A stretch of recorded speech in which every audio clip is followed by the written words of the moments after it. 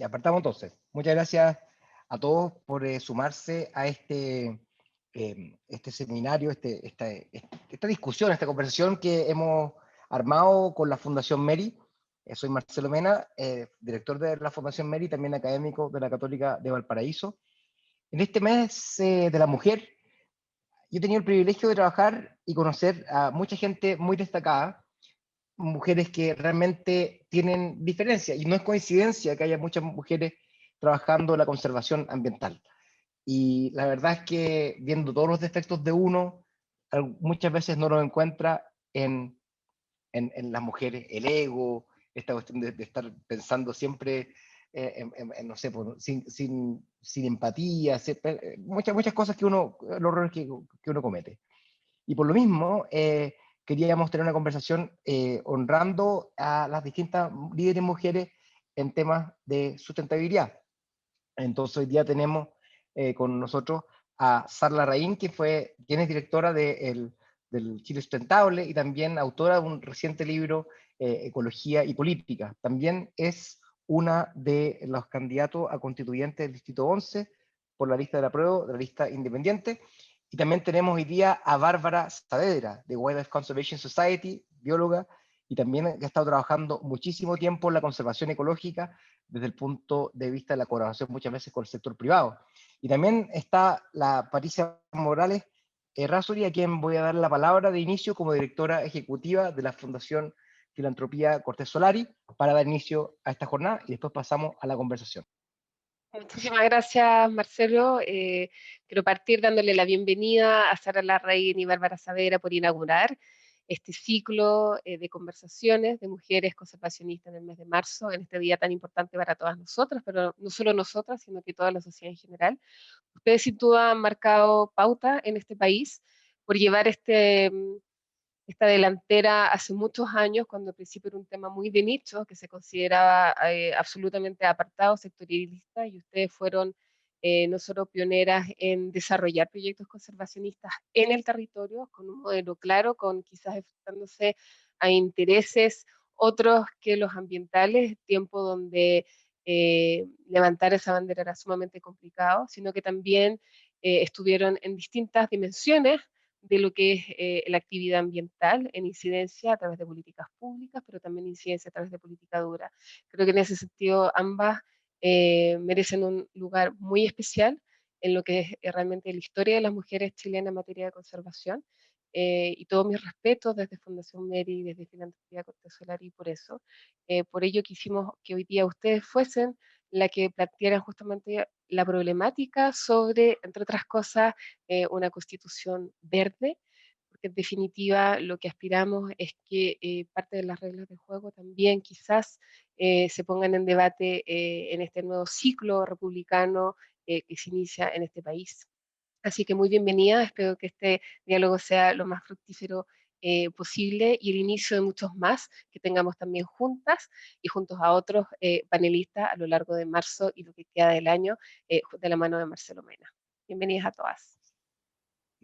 Muchas gracias entonces, Pati. Bueno, para partir entonces la conversación, muchos de nosotros, el momento que se abrió el proceso constitucional, empezamos a ver qué podríamos hacer para poder hacer que esta constitución apoye el desarrollo sustentable.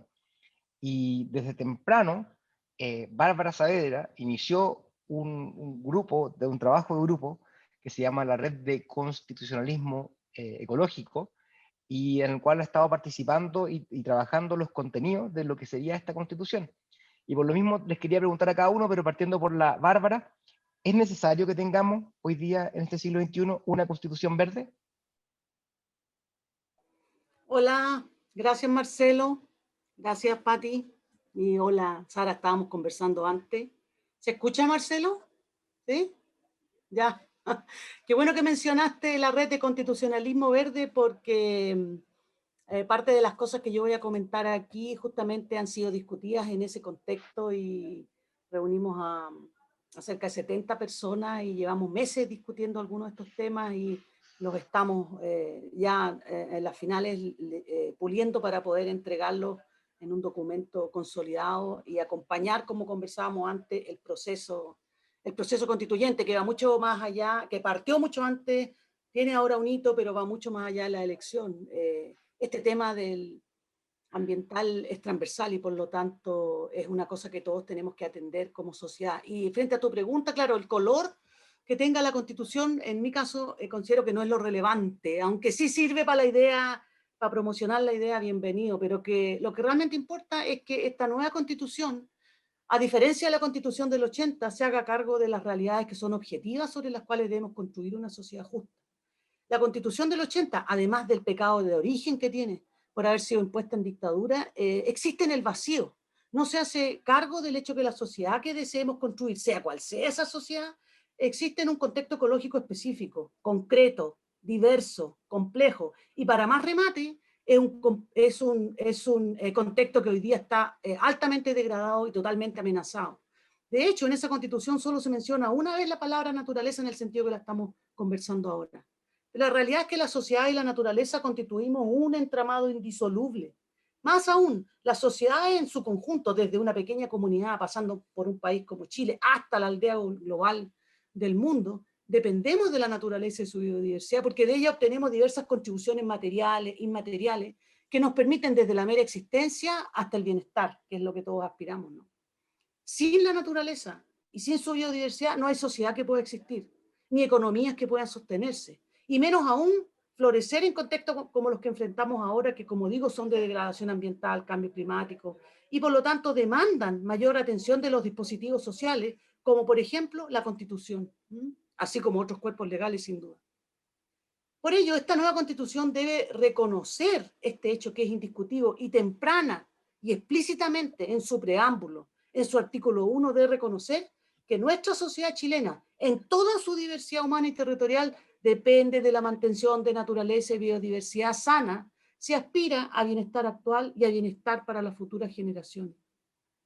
Esa naturaleza incluye no solo bosques, que son verdes, sino que las aguas marinas, las aguas continentales, las praderas, humedales, costas, áreas productivas, zonas urbanas, entre muchos otros. Por lo tanto, sumando al ideario del verde, lo que nosotros aspiramos es que esta nueva Constitución pueda dar cuenta de la conservación de todo el color del arco iris de la vida. Sí, necesitamos una Constitución verde y una Constitución mucho más colorida de la que existe hasta hoy día. Y en el caso de del esfuerzo que nosotros estamos haciendo desde la red de constitucionalismo ecológico, justamente algunas de estas cosas son las que esperamos entregar y acompañar con evidencia para poder contribuir a que esta constitución del siglo XXI se haga cargo de las realidades no solo territoriales, sino también sociales, humanas y no humanas, en justicia y diversidad. Eso creo. Muchas gracias, Bárbara. Oye, y Sara, tú has estado trabajando mucho tiempo con el tema legislativo, apoyando a la creación de la institucionalidad ambiental, ley de glaciares, pero siempre hay un dejo de miedo que tenemos todos los que trabajamos en temas ambientales de que la Constitución puede ser una barrera para poder avanzar en eso. Entonces, ¿por qué crees tú que es necesaria una Constitución verde o ecológica? Está sin audio, hay que poner... Bueno, primero quería agradecer la invitación tuya, Marcelo, como director y obviamente de Patricia, la gran líder de la Fundación y la Filantropía Cortés Solari, por armar este ciclo, porque yo creo que es tremendamente importante destacar a líderes mujeres hablando sobre los temas, sobre los desafíos más estructurales que hoy día estamos enfrentando como sociedad en términos políticos, ambientales y sociales, y al mismo tiempo tener estas discusiones que puedan ayudar a que la conversa se masifique a nivel del país, como decía la Bárbara, de obviamente preparar este ambiente, que no es solamente el grupo que va a ser electo, sino que la idea es que el país completo esté en modo constitución el próximo año y medio, y por lo tanto pueda ser un proceso colectivo y con la suficiente legitimidad para que todos sientan, tengan mecanismos de participación, de ser oídos, de que los constituyentes se constituyan en región y por lo tanto una permeabilidad de este proceso de construir este nuevo pacto social, porque es súper importante el contenido del texto que se va a escribir, pero es muy importante el proceso. Para que sea reconocido como digamos, un producto en el cual pertenece a todos los habitantes de la nación. Y ahí claramente el verde es más que lo ambiental.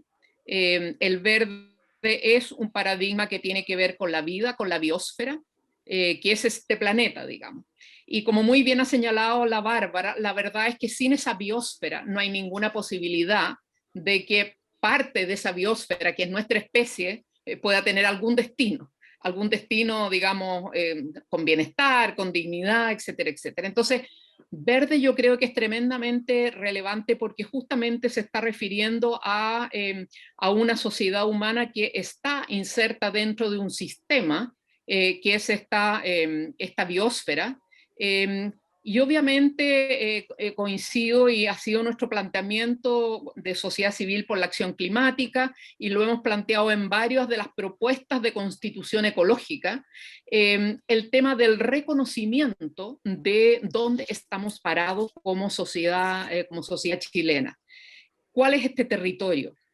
¿Dónde vivimos? ¿De qué comemos, qué tomamos, qué respiramos? Y yo creo que eso y en qué está basada nuestra economía. Y en ese sentido, claramente, tiene que haber un reconocimiento del patrimonio ambiental del país o el territorio nacional, no en el lenguaje del siglo XIX, que los límites con Argentina y con Perú y los tratados, que es como una especie de mapa, con una línea negra, pero que adentro no hay nada que deba ser entendido como un sistema del cual dependemos. Entonces yo creo que por eso es tremendamente importante. Algunos compañeros señalan los derechos de la naturaleza como paradigma.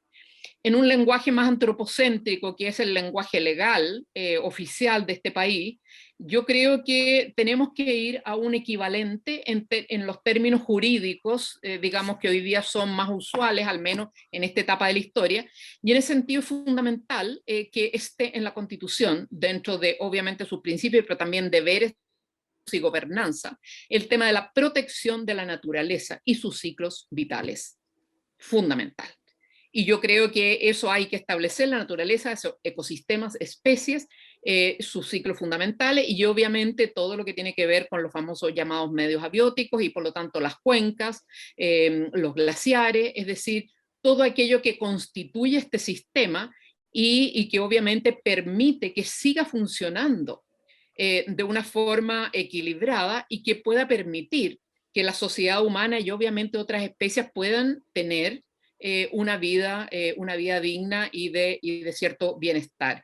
Yo creo que ese tema es fundamental y por lo tanto aquí tiene que haber un reconocimiento en paraguas de este marco del territorio. ¿Y por qué es tan importante?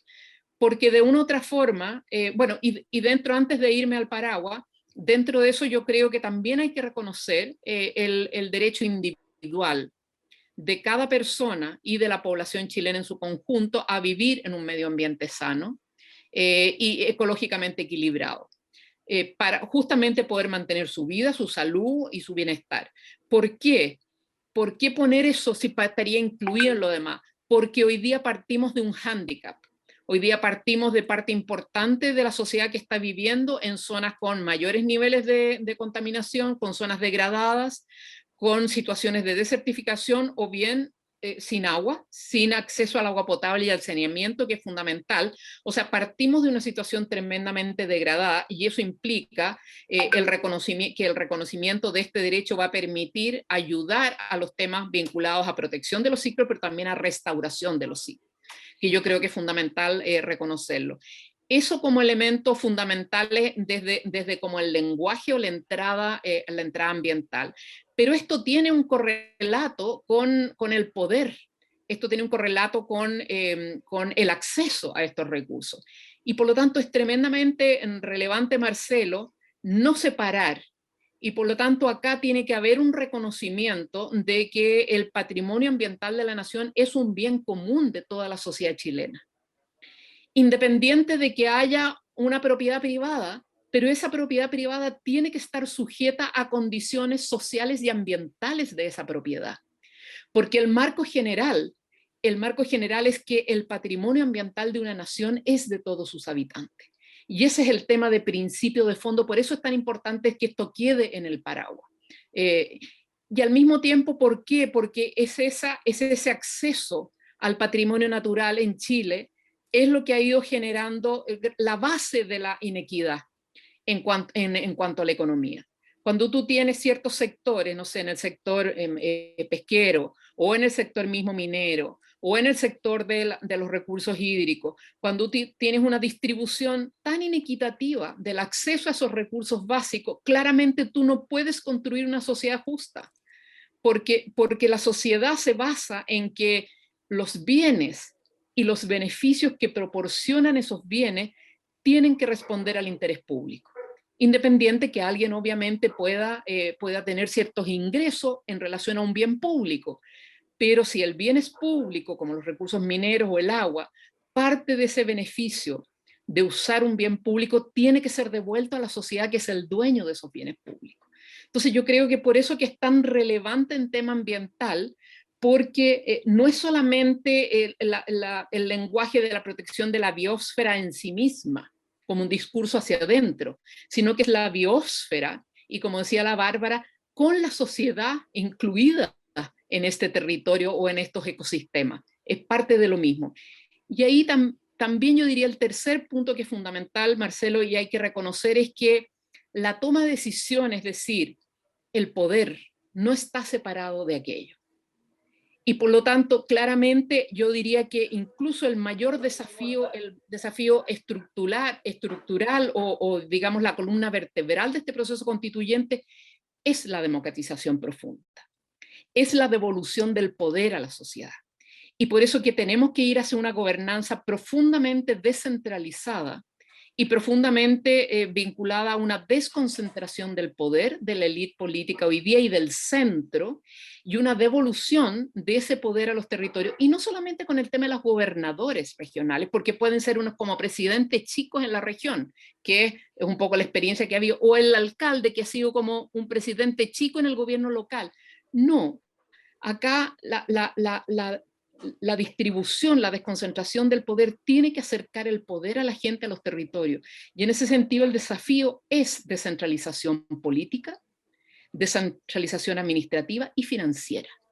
Porque si no, lo que tenemos hoy día son municipios donde son administraciones locales. Tienen que pedirle poco menos que hasta la plata para el semáforo al gobierno central o al Ministerio de Transporte o al MOP, o etcétera, etcétera. Son como, los municipios son estirando la mano todo el tiempo, no son gobiernos locales, son administraciones locales. Entonces, aquí tenemos que ir a que realmente el poder vaya a los territorios, a descentralizar. Los gobiernos regionales lo mismo, son menores de edad. El Estado les da una parte así de un porcentaje que pueden decidir por ellos mismos. El resto todo se decide en Santiago. Entonces, eso no es descentralización. La descentralización es, obviamente, de atribuciones políticas, de administración, pero también de, digamos, de financiera. Y yo creo por eso el desafío es tan importante. Nuestra evaluación como movimiento social es que no va a haber solución de los problemas ambientales, o no vamos a tener una constitución ecológica ni una constitución de derechos sociales si no profundizamos la democracia. Ahí está la raíz, está la columna vertebral del desafío de esta constitución. Por lo tanto, son temas que no están separados. Y ahí la Bárbara lo ha señalado en otro lenguaje, pero estamos frente a ese desafío. Prácticamente toda la gente que viene de los movimientos sociales lo ve enormemente claro. Muchas gracias, Sara, y efectivamente tú hablabas de muchas cosas que hablan, que son barreras hoy día para el desarrollo sustentable. Si un alcalde quiere decidir si es que quiere hacer que su calle sea peatonal, tienen que pedirle el Seremi de Transporte, o solamente dispone del 10% del presupuesto nacional y el 90% del presupuesto es descentralizado, ¿cierto? Entonces hay barreras ahí. Y por lo mismo, Bárbara, cuando estuvimos en esta red de constitucionalismo ecológico, tuvimos de visita a uno de los constituyentes de Ecuador. Y él nos dijo una advertencia súper importante, que tenía que ver con no solamente fijarse en una lista de derechos, sino que también justamente como hablaba Sara de la distribución del poder. Entonces, ¿qué otros temas ves con respecto a eso? ¿Qué cosas deberíamos tener cuidado? ¿Cómo va ese trabajo apuntando? Porque en el fondo no basta con tener derecho al aire limpio, sino que efectivamente la matriz productiva no privilegie a la contaminación. Entonces tenemos que pensar en otras cosas. ¿Qué tipo de cuidados deberíamos tener en este proceso constituyente, Bárbara, para no pensar solamente ingenuamente en una lista de derechos, sino que hacerlo efectivo a través de la distribución de... Bueno, la Sara contestó prácticamente todas las cosas que yo iba a decir. Así que no es mucho más lo que puedo agregar, simplemente enfatizar que hay un razonamiento lógico para poner estos temas sobre la mesa. Yo tengo, y tú también lo tenés, Marcelo, que es una formación científica, ¿ah? Y conocemos cómo conceptualmente y realmente hay cosas que tienen sentido lógico y otras que no. Entonces, en el contexto de lo que estamos hablando, hay que reconocer que la naturaleza y su biodiversidad están organizadas de manera específica. Existen en territorio y en territorio específicos, que son diversos y se organizan y estructuran de manera diferente a distintas escalas. Por ejemplo, desde un nivel de microcuenca a cuenca, conectando ecosistemas de bosque con ecosistemas costeros a través de los cursos de agua, conectando los ciclos hidrológicos de los humedales altoandinos con los pastizales que están en zonas bajas. Cada uno de ellos forma parte y se impacta por procesos locales, pero también a una escala mayor, por ejemplo, regional o global, con contaminación, por sobreexplotación, por cambio climático. Lo mismo ocurre con las sociedades, que también nos organizamos de esa manera. Estamos distribuidos en distintos territorios. Ese es un concepto clave que ha surgido en nuestra discusión, y dependiendo en cada uno de ellos, cada uno de esos territorios dependen de la existencia de esta naturaleza y biodiversidad sana para satisfacer sus necesidades más mínimas, como agua, vegetación, suelo, pesca, espacio recreativo y muchas otras cosas. Entonces, en cada nivel donde está presente esta relación cultura-naturaleza, es necesario gestionar la conservación de esta biodiversidad, pues ello está en la base de todo lo que se construye social y económicamente sobre ella. Sobre todo en este momento, donde, como decía, estamos en un planeta que está en la mayor crisis de biodiversidad y de cambio climático que se conoce en su historia. Entonces, este tipo de existencia que deriva de la naturaleza, hace que sea necesario gestionar su protección, su mantención y su restauración al nivel local más bajo posible. Esto no se puede telemanejar, no se puede con unos hilos invisibles aspirar a tener impacto realmente en los territorios. Y por eso es absolutamente mandatorio por parte de cómo está estructurada la vida, promover la descentralización, y no solamente la descentralización en relación a las regiones que tenemos hoy día, sino que repensar todo cómo está organizado administrativamente en nuestro Estado, que tiene una serie de regiones que son políticamente arbitrarias y que no tienen nada que ver con las ecorregiones, por ejemplo.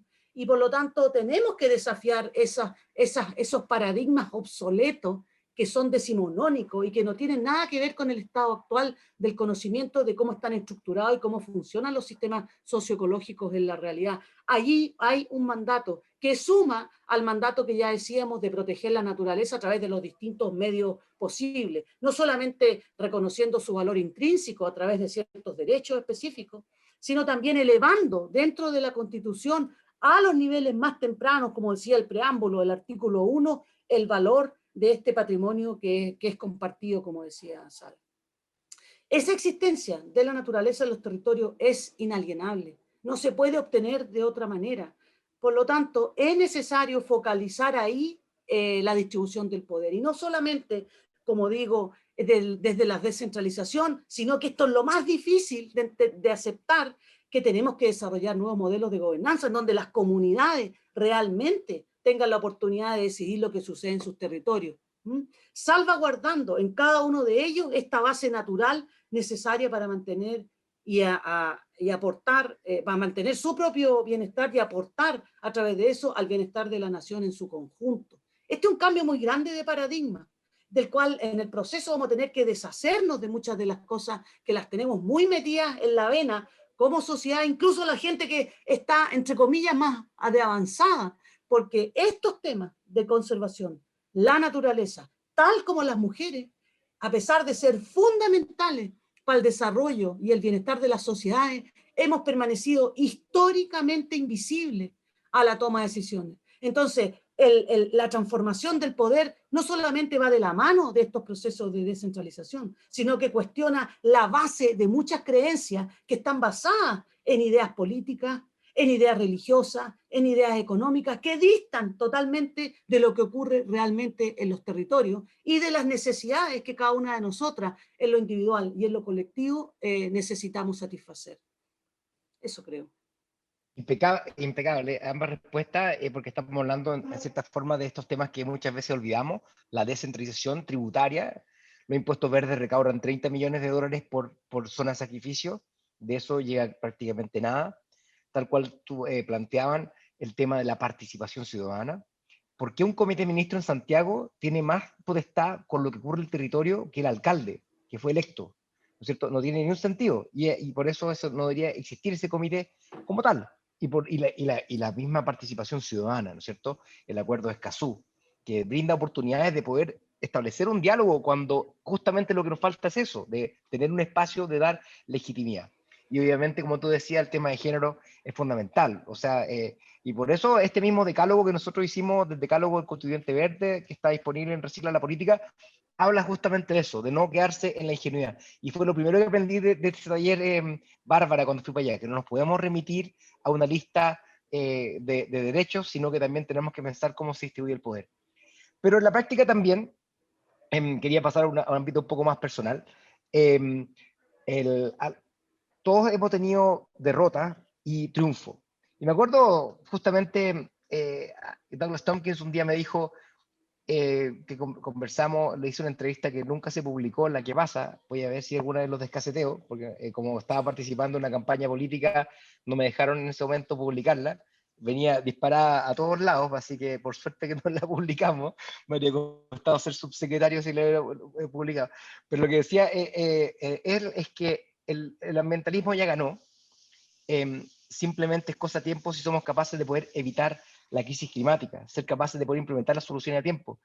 Pero entonces hay triunfos, pero también derrotas. En el caso mío, y todos lo saben quienes me conocen, me dolió mucho no poder haber avanzado mejores regulaciones en Puchurcaví y Ventana, y la verdad es que un subsecretario de Medio Ambiente es poco lo que puedes hacer cuando tienes un Ministerio de Hacienda que simplemente te dice que no y te pone el pie encima. El desenlace después fue más positivo, pero esa fue una derrota.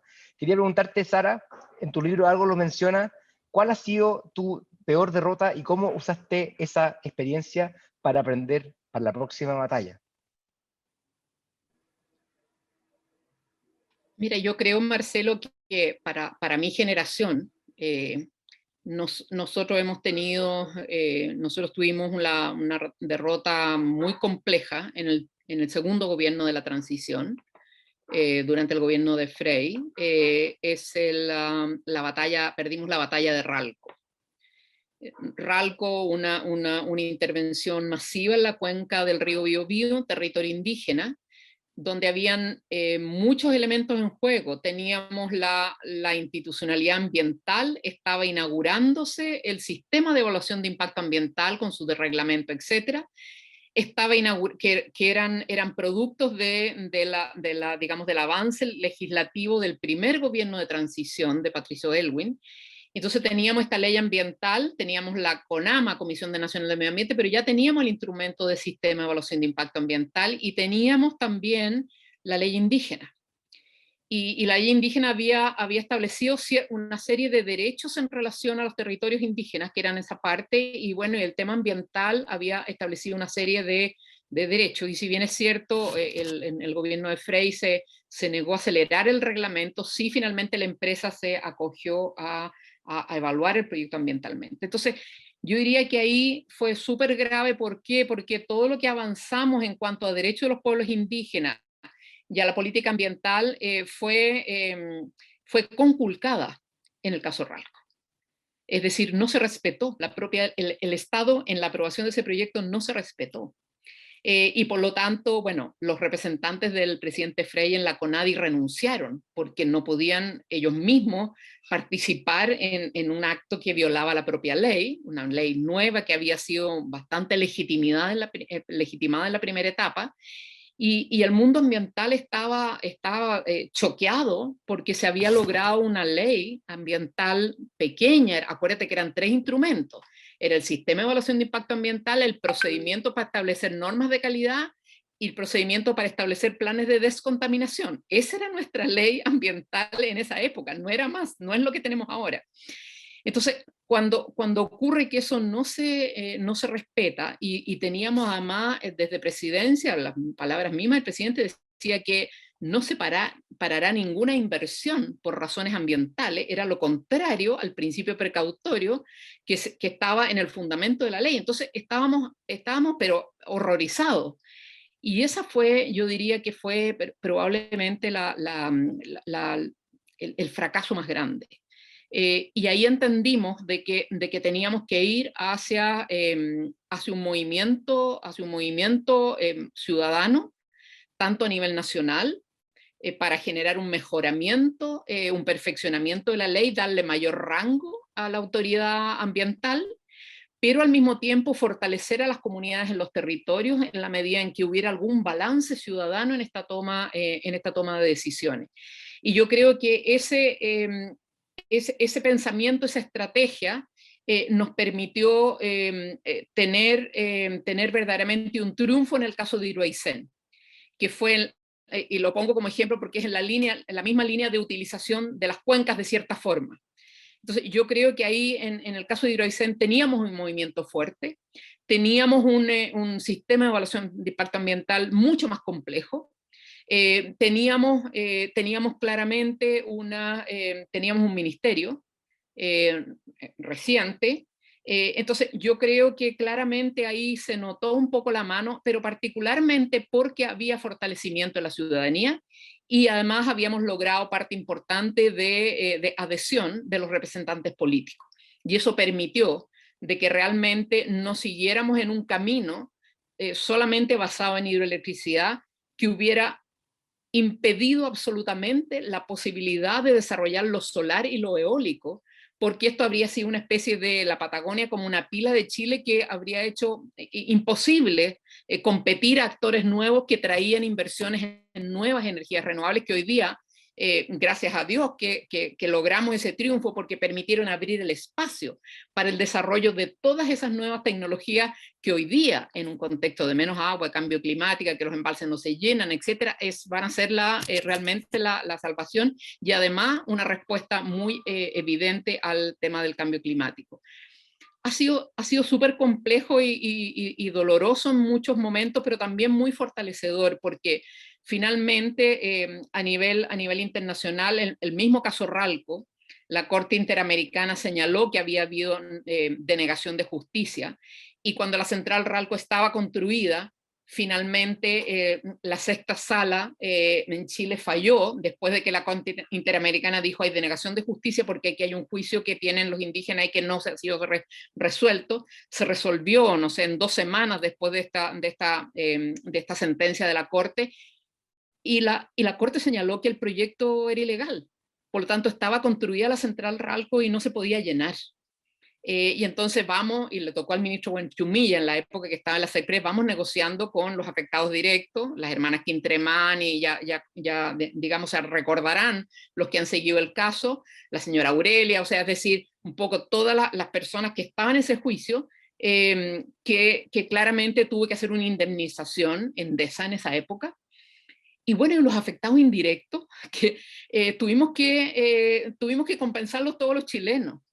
O sea, finalmente esa violación de la ley ambiental indígena implicó que bueno, la justicia llegó tarde, pero llegó, pero finalmente llegó que parte de la cuenta tuvimos que pagarlo todos los chilenos, porque la empresa se negó en pagar a los afectados indirectos.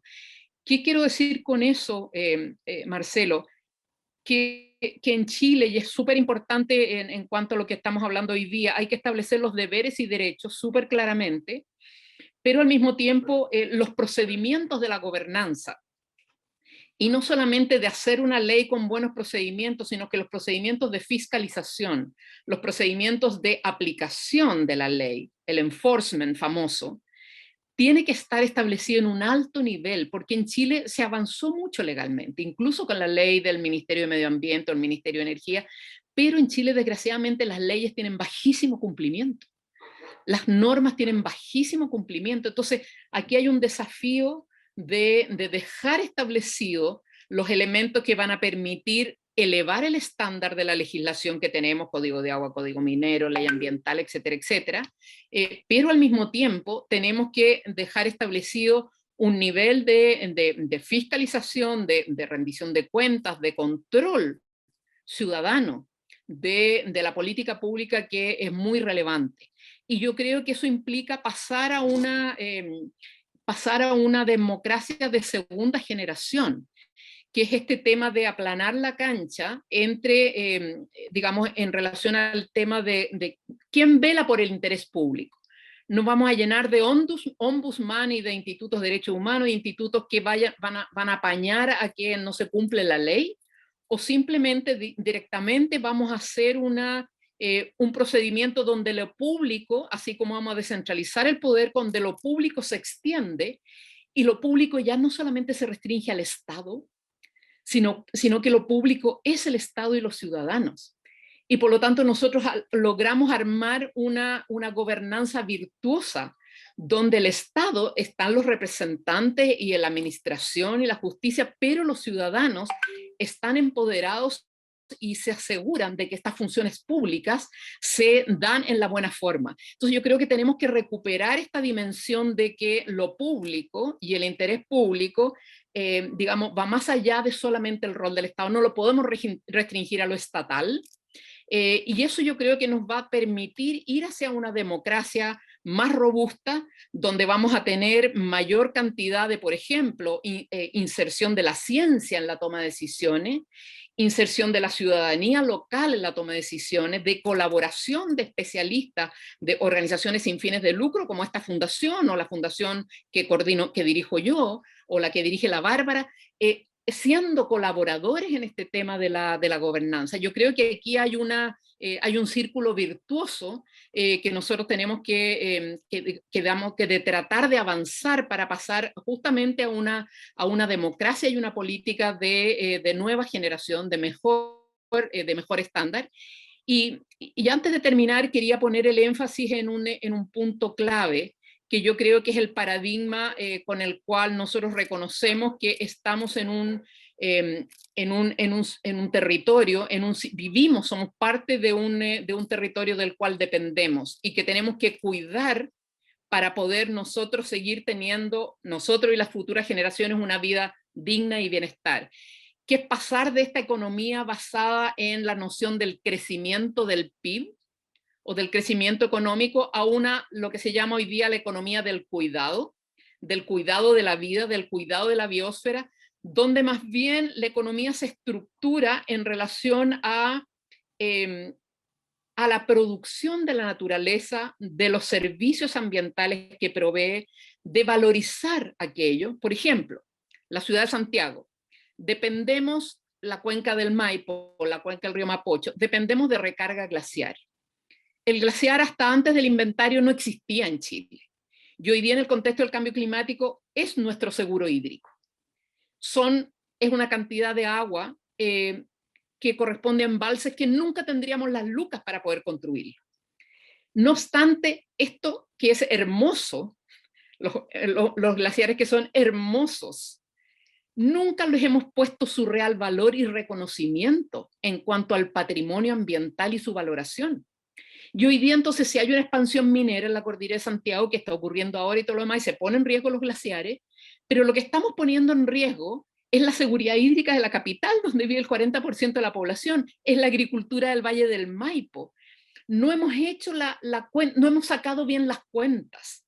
Entonces, esta economía basada en mantener la base que nos sustenta en cuanto al patrimonio ambiental, nos permite ir hacia una economía mucho más objetiva, mucho más real, con el concepto de realidad que mostraba la Bárbara. Entonces yo creo que aquí hay un desafío tremendo de cuestionar este dogma del crecimiento económico en un planeta limitado, pero obviamente en un chilito bastante limitado también, y que tenemos prácticamente el 60 o 70% del país con niveles de degradación, que es una cuenta que tenemos que pagar. Es una restauración que cada uno nos vamos a tener que poner, digamos, las lucas del bolsillo, no solamente en el tema de los tanques de relave u otros de pasivos ambientales, sino que en restaurar. Tenemos que restaurar bosque, tenemos que restaurar cuenca. O sea, aquí nosotros tenemos que ir a un concepto distinto, porque si no vamos a ir al fracaso, no en 30 años, sino que a 10 años de la nueva constitución podemos estar de nuevo en una situación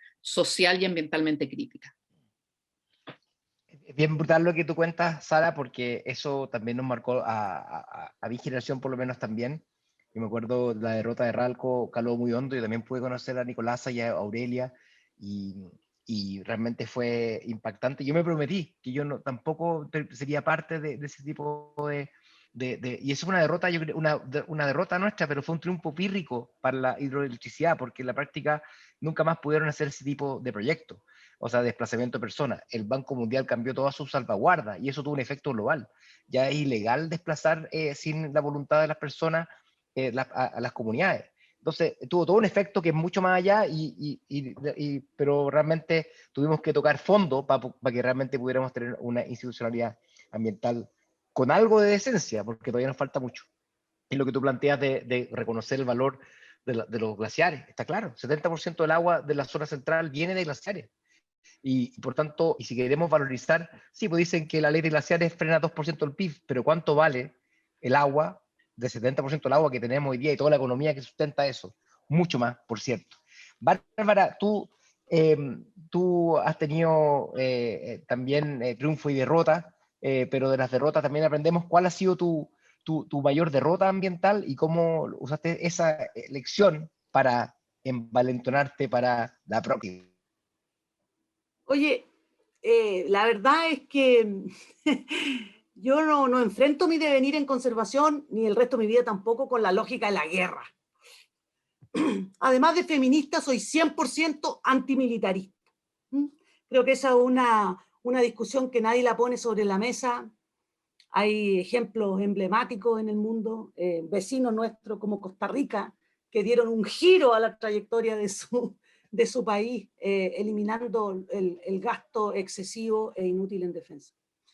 En cada proceso en el que me involucro en general, representa un camino de exploración y de construcción permanente, que es propio, pero también es colectivo, porque todo el trabajo de conservación se basa en colaboración en la realidad, no solamente en el discurso. En ese sentido, la posibilidad de avance en dichos procesos no representa una victoria, y de la misma manera, la detención o retroceso tampoco yo la enfrento como una derrota. Al mismo tiempo, sabemos que las personas somos parte de un entramado, ya lo he dicho, más complejo, donde está la sociedad y la naturaleza conformando una única cosa, y que las sociedades dependemos de la naturaleza. También hay que destacar que los retrocesos que sufrimos, aquellos que se individualizan como que trabajan en conservación, como puede ser Sara, como pueden ser muchas otras personas, no son retrocesos individuales, sino que tienen impacto en lo colectivo. Porque tienen impacto mucho más allá de uno misma en las decisiones. No son peleas o discusiones que uno tiene para uno misma, sino que para espacios sociales y ecológicos que van mucho más allá de nuestra persona. Entonces, cuando se degrada la naturaleza, nos degradamos nosotros como personas y como colectivos humanos. Ello es evidente en la escala territorial más pequeña, cuando tenemos, por ejemplo, comunidades que pierden sus vertientes, que ocurre diariamente en nuestro territorio, cuando tenemos suelos que no están productivos, tenemos regiones completas degradadas, cuando tenemos costas que están contaminadas, pero también a una escala nacional, donde vemos países como el chileno que pierde gran parte de sus pesquerías, o sus bosques son consumidos, por ejemplo, por incendios espeluznantes, o costas que se habilitan completamente para la pesca o desarrollo acuícolas por marea roja, por ejemplo. Hasta una escala planetaria, donde el mundo completo enfrenta los embistes de la degradación de la naturaleza, no solamente con un hoyo en la capa de ozono, sino que hoy día en la forma de un virus que viene justamente de destruir ecosistemas naturales. Entonces, solamente digo esto para poner en contexto una cosa que yo hasta el día de hoy no entiendo. Y no dejo de sorprenderme ante la indiferencia, la inacción o simplemente la intención de no aprobar un proyecto de ley que permita crear un servicio de biodiversidad y áreas protegidas, que es la única pieza faltante para la reforma del medio ambiente en Chile, que se inició en el año 2010. Hoy día, 10 años después, 3 gobiernos diferentes, nuestra sociedad y nuestra naturaleza sigue a la espera de que el Congreso entienda que sin esa ley, nuestra degradación social, nuestra degradación natural, nuestra degradación económica, no solo permanece, sino que se acelera. Y que esta degradación es el producto de una desatendida degradación ambiental. Entonces, en esta trayectoria que te comento, que no la miro desde esta perspectiva de luchas y derrotas, sí me sorprendo ante la mezquindad de los sectores, la ignorancia de muchos otros, el cortoplacismo de gran cantidad de nuestros líderes. Y pienso que esa es la gran oportunidad que tenemos ahora nosotros en este proceso constituyente, que no nace justamente por la visión de nuestros liderazgos políticos ni económicos, sino que nace por gente que supuestamente está menos informada, que supuestamente entiende menos, que supuestamente tiene menos barras en sus hombros para tomar decisiones y que nos ha abierto el camino justamente de cuestionar esos liderazgos.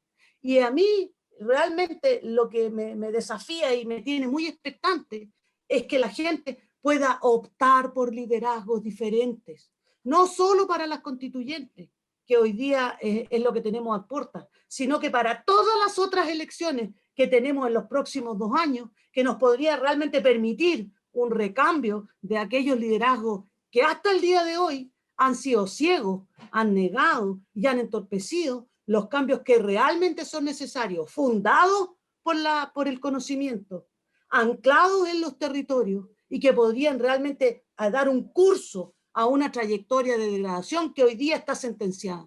Yo discrepo con lo que decía Tompkins. Yo no creo que la carrera ambiental esté ganada.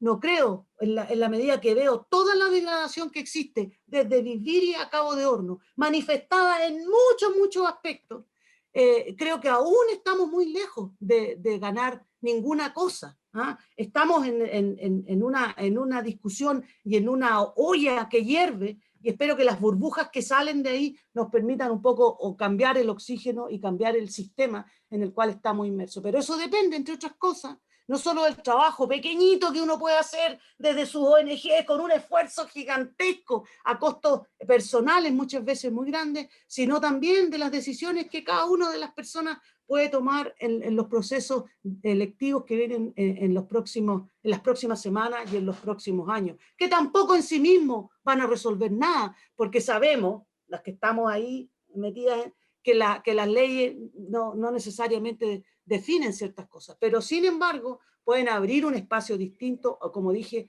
a este supuesto destino que ya hoy día está sellado si es que no hacemos ningún otro cambio sustancioso. Bueno, me dejaste como la masculinidad tóxica de la venganza, todas esas cuestiones. Me quedó claro que esos son los defectos que tenemos los hombres, de estar pensando todo en batalla, en vengarse, pero algunas veces funciona.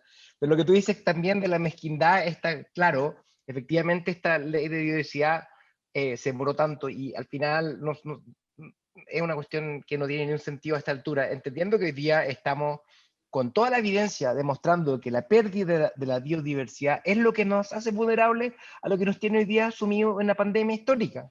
Y de la misma forma, hoy día tenemos toda la evidencia, por primera vez en mucho tiempo, de que conservar al planeta trae mucho más pesca, agricultura y las cosas que supuestamente nos importan. Porque mis colegas del Centro de Acción Climática me comentaban, por ejemplo, en la quinta región, tú cuando deforestas, cuando el bosque es esclerófilo y pones puros paltos, también estás dejando todos los servicios ecosistémicos que te brindan la polinización. Y el vino chileno no es solamente uva, también tiene que ver con los bosques que están alrededor. Entonces, toda esa cuestión, ese cortoplacismo nos está justamente ayudando a matar a la gallina de oro. Ya sabemos cómo termina eso. Pero dicho eso, voy a pasar a otra pregunta que hace José Miguel Jaque, un gran periodista ambiental que ha dado cobertura a todos estos temas tan importantes, con respecto a lo que ha sido tu interacción, Sara, con la gente en la calle. También tenía una pregunta parecida. Hemos avanzado en conciencia ambiental, pero se nota eso, el interés de la gente en temas ambientales cuando estás en el puerta a puerta en la calle. La gente, bueno, yo he estado contigo en la calle, te reconoce y espontáneamente le importa mucho tu trabajo, pero ¿sientes que realmente en la calle se palpa una preocupación ambiental como para, por ejemplo, que tengamos una gran cantidad de constituyentes verdes? No sé si el sistema político y el sistema electoral va a poder transparentar niveles de representación en relación a la preocupación ciudadana. Yo creo que estamos lejos de tener un sistema político que sea virtuosamente representativo. Y yo creo que esa es parte de la reestructuración de la gobernanza que necesitamos. Toda esta descentralización, desconcentración del poder implica también una reestructuración de la ley de partidos políticos, una reestructuración del sistema político, de representación, etc. Por lo tanto, eso lo veo difícil que cuando tú vas, la gente te recibe bien, hay mucha digamos, conciencia sobre el tema de la contaminación en general. En los últimos años, la preocupación por el tema del agua, por la vulnerabilidad hídrica del país, por el tema de los glaciares, ha aumentado de una forma increíble, porque además hemos sufrido problemas serios. Y hoy día parte importante digamos, de la población, particularmente en el sector rural, están recibiendo en muchas localidades aguas de camiones aljibe por los últimos 10 años, no es ahora último. Yo creo que claramente también la degradación de la tierra vinculado con la expansión del monocultivo forestal también ha ido generando una mayor conciencia en el mundo rural sobre la importancia de pensar lo que se hace en la tierra con el objeto de poder mantener, digamos, ese territorio con las características que pueda permitir la productividad. Entonces, pero son temas un poquito más, digamos, como más complejos. Pero hoy día el tema de la protección ambiental, incluso fíjate en el primer ejercicio constituyente durante el gobierno de Bachelet, si tú te recuerdas, dentro de los 10 primeros puntos, 3 de ellos, entiendo que era el primero, el tercero y el cuarto, a ese nivel, estaba derecho humano entre medio. La opción ciudadana mayoritaria de los cabildos en todo el país fue la protección del medio ambiente. Y entonces probablemente no hay una definición muy específica, pero la gente siente que está pasando algo en el cual se está perdiendo productividad, se está perdiendo agua, estamos más estrechos, y yo creo que eso es bastante notable. Ahora, en términos más globales, como el cambio climático, yo creo que fue tremendamente importante que Chile fuera una sede, porque durante el periodo en que fue sede, todos los sectores se alinearon. Y si tú te recuerdas, yo solamente vi una carta de alguien, creo que fue un abogado, que como que cuestionaba esta cosa de que el cambio climático, ¿por qué están todos tan preocupados en Chile?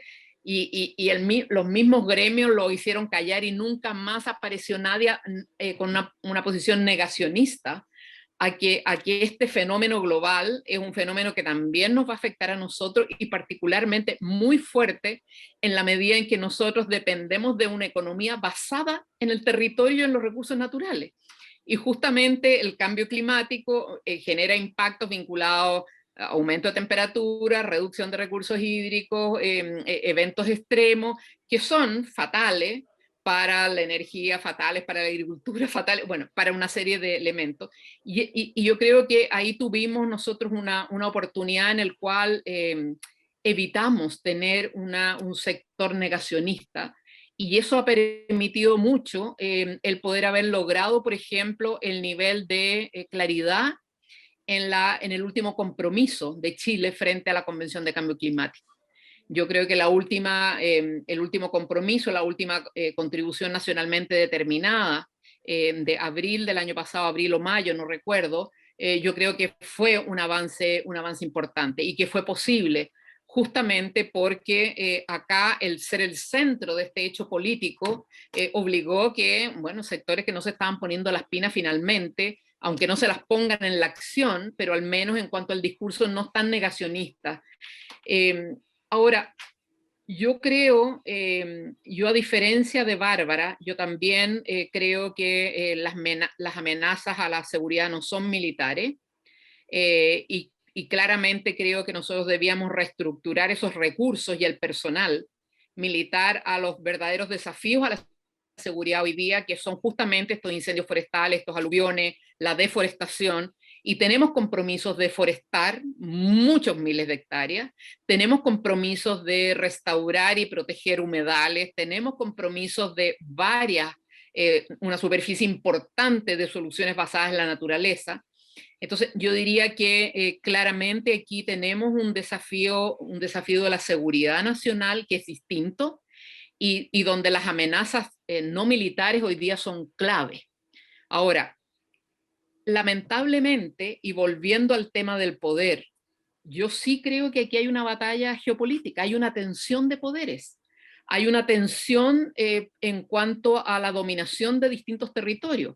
Si no avanzó la ley de glaciares, no avanzó porque hay un sector que quiere continuar con la minería en altura y la expansión minera incluso en la zona central, incluso en la cordillera de Santiago, con todo el aumento del riesgo que eso significa, y hay otro sector de la sociedad que quiere proteger los glaciares. Entonces ahí hay una confrontación en ese territorio porque hay dos valores, están recursos mineros o reservas mineras y están los glaciares que son las reservas hídricas. ¿Por cuál va a optar la sociedad? Eso no se puede optar definiendo Chile país minero, no, porque finalmente eso es una construcción político-cultural y lo que nosotros tenemos que decir, bueno, ¿con qué podemos vivir? ¿Podemos vivir con menos cobre? Sí. ¿Podemos vivir con menos sin agua? No. Entonces, tenemos que hacer nuevamente esa discusión en relación a realmente la raíz de lo que enfrentamos. Entonces, sí hay confrontación de poder, hay confrontación de poder en las cuencas, hay confrontación de poder. Mira, los artículos que están pendientes en la discusión, que el equipo de mi oficina está siguiendo todas las semanas, cada votación de cada artículo. El artículo que quedó pendiente es las actividades industriales dentro de áreas protegidas.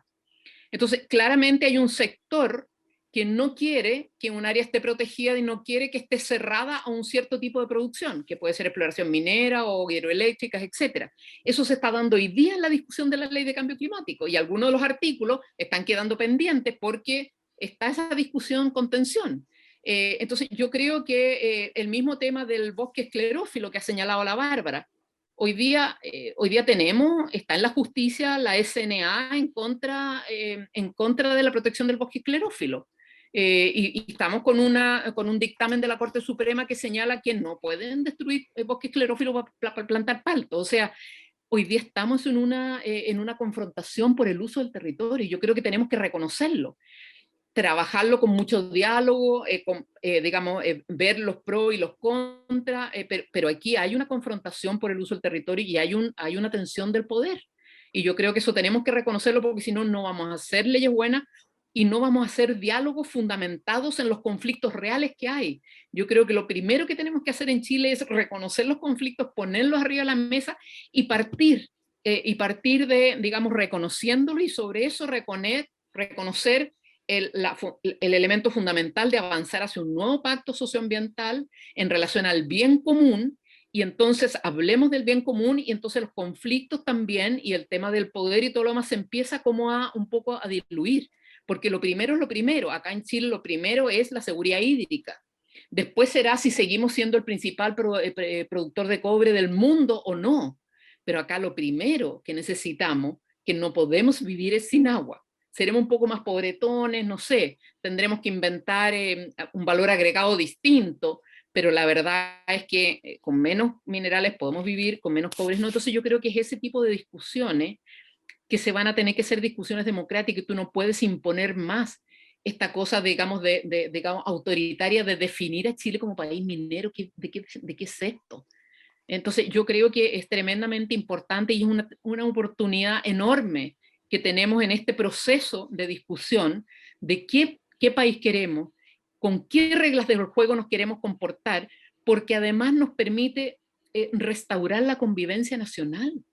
Si aquí la mayoría de nosotros hemos aceptado estar en esta campaña para ser constituyente porque sentimos que teníamos, en mi caso, 40 años de experiencia en política ambiental, en trabajo de campo, no podíamos mirar para el lado en este minuto y no ponernos a disposición. Entonces, la mayoría de la gente está con una disposición de colaboración tremenda.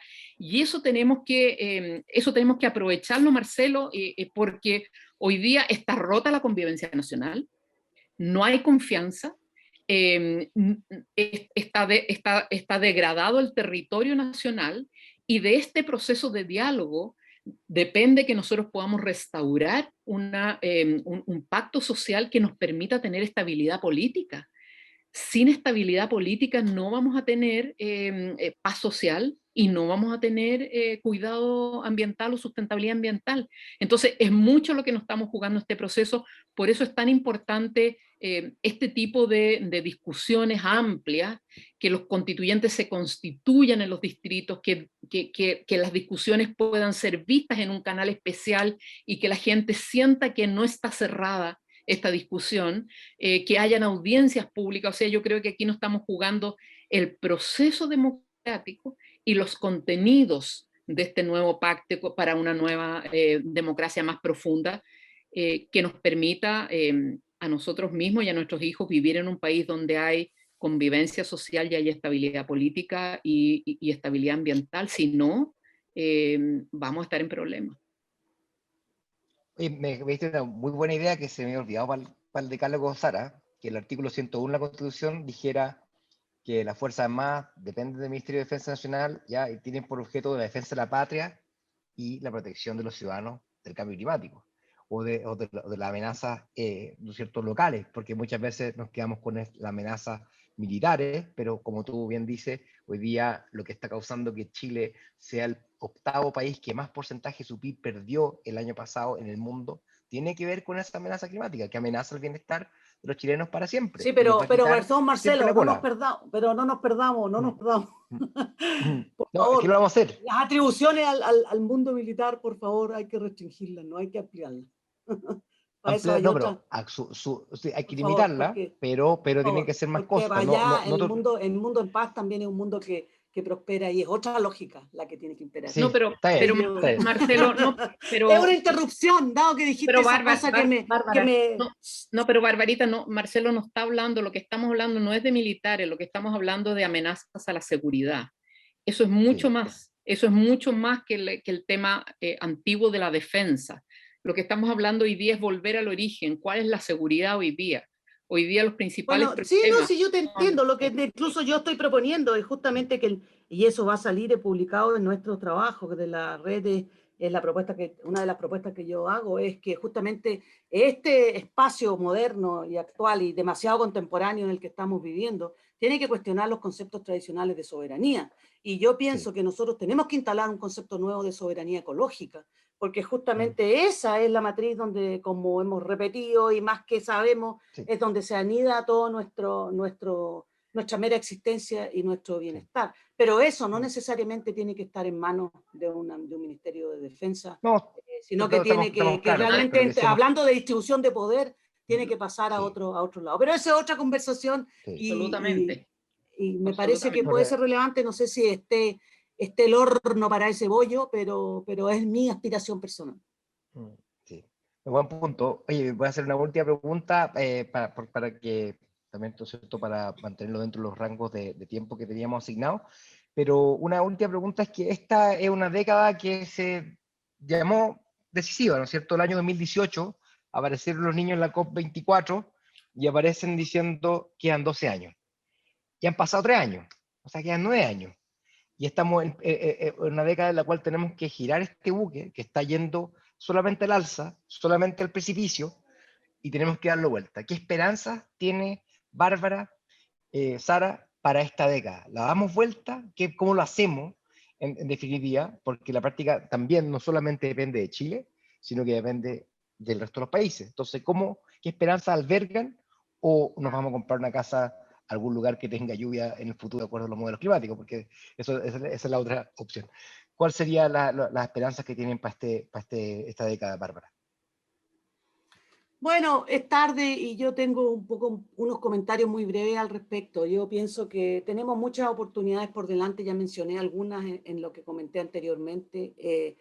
Hay tres cosas que me parecen a mí que son esperanzadoras. Uno es que la activación cada vez más fuerte de una sociedad que está conectada, que va sabiendo y que va aprendiendo. Eso creo que ha sido el gran motor de transformación y que pienso que es una luz en este camino.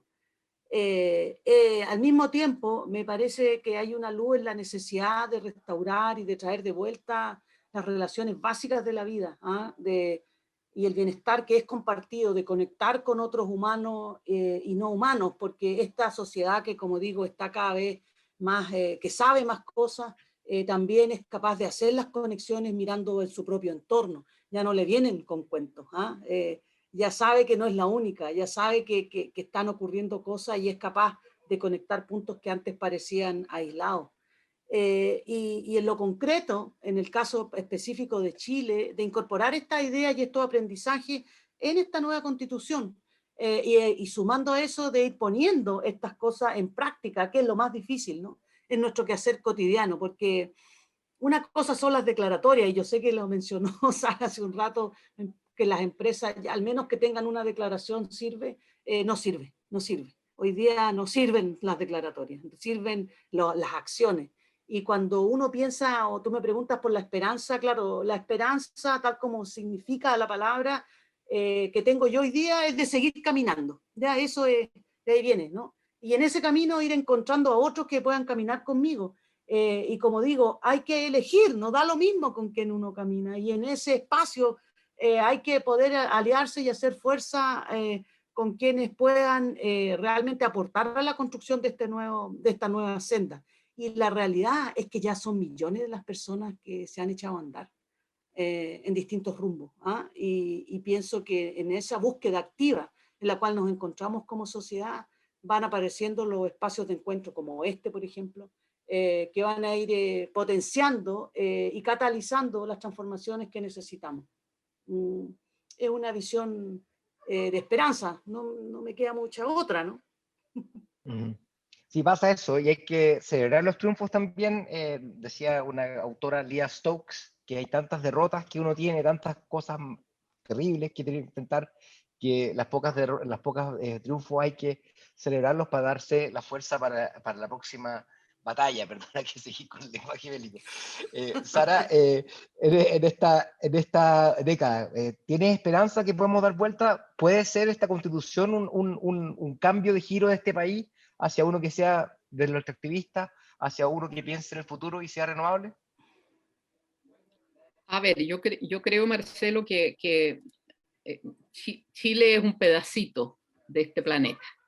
Y yo creo que claramente estamos digamos, teniendo los impactos de lo que está pasando globalmente. Y que obviamente a nivel de nuestro territorio o de nuestro barrio en el planeta nos tocan ciertos impactos y por lo tanto es compleja la situación a nivel internacional.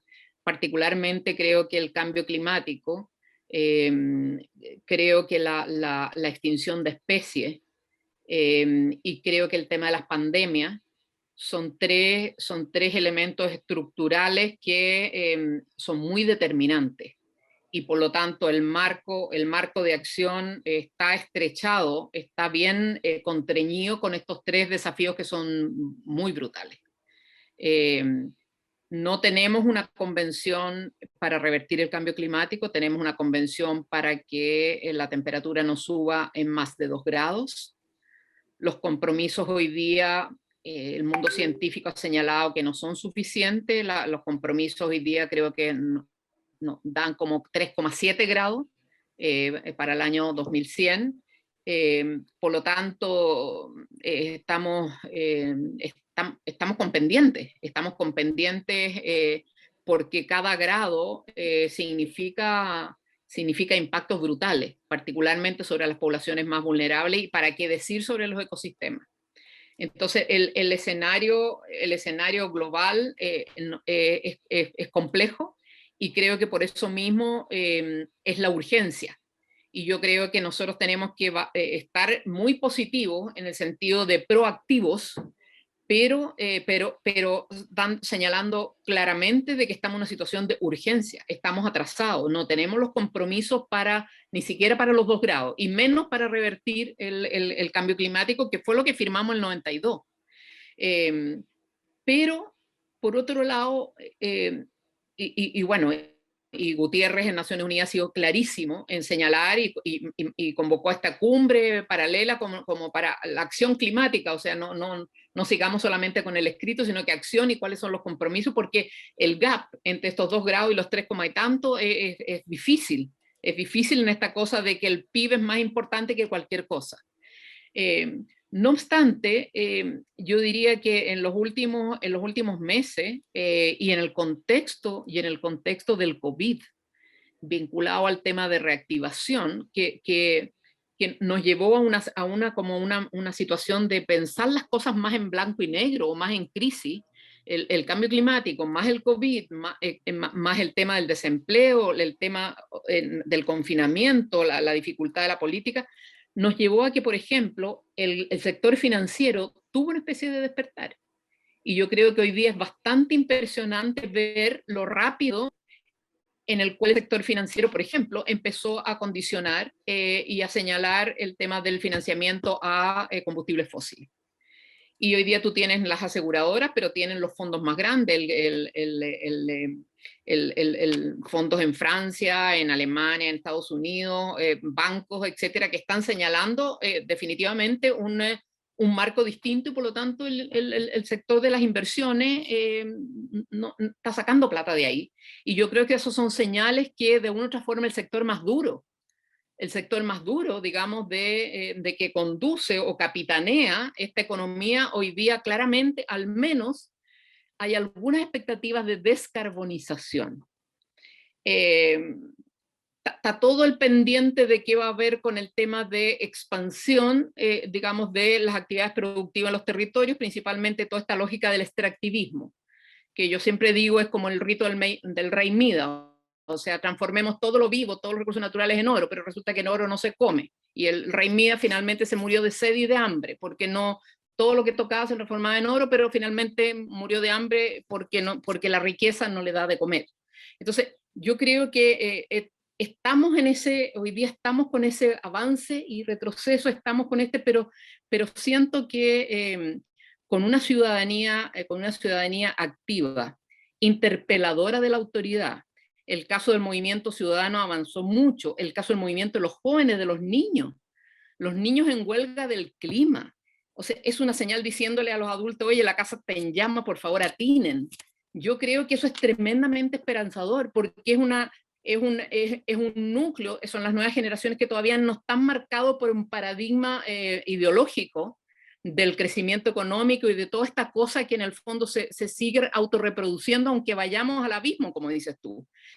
Entonces yo creo que ese elemento es muy esperanzador, y el tema de la información es muy esperanzadora, porque hoy día la cosa circula rápidamente. Claro, hay muchos fake news también, pero también tú te puedes conectar directamente con el mundo científico al otro lado, o con la organización que está mirando y pidiéndole algo a una empresa allá y todo lo demás. Entonces hoy día la ciudadanía también puede actuar globalmente, y yo creo que, al igual de lo que nos pasa en Chile, yo creo que no son los gobiernos los que nos van a sacar de esto.